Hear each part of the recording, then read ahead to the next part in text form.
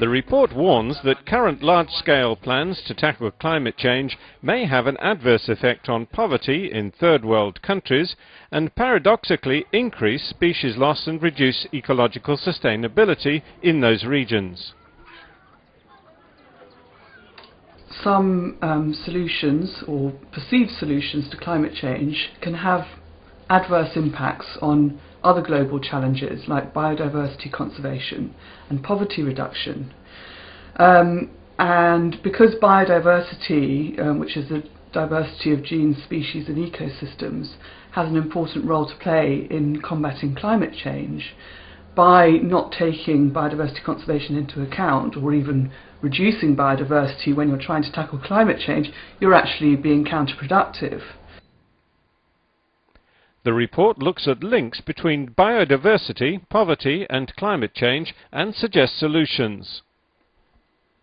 One example is in the Eastern Himalayas in India, and the farmers there normally cultivate rice, but because the temperature's gone up, they've got more pests and drier conditions and hotter temperatures. So the women there have started to revive their traditional farming practices where they exchange seed varieties between villages and between villages in order to access new varieties, to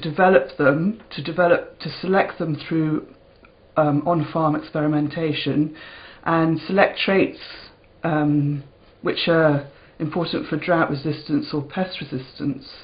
So they've actually already started the process of adaptation to climate change on their farms out of necessity.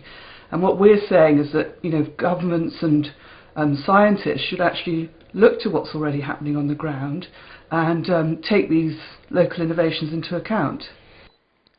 The report says that some large-scale solutions proposed by multinational groups can end up having a negative effect on local biodiversity and ecology, virtually cancelling out any gains. So if you say, we'll set aside this big area of forest, and that'll fix the climate change problem because it'll ensure that the carbon has been stored. What about the local people living in and around the forest? I mean, they might actually then not be able to access the forest to get the resources they need to live off. The report warns that current plans for large-scale biofuel crops could also end up damaging the environment. Some of the best conditions for growing biofuels are tropical forests. And if you're going to cut down a tropical forest, which is rich in biodiversity, to grow biofuels, which is just a monoculture, it's just one variety, one species, then you're losing biodiversity in the process. And in some cases, you're also not addressing climate change either, because you're actually contributing carbon emissions by deforesting an area in order to plant the biofuels.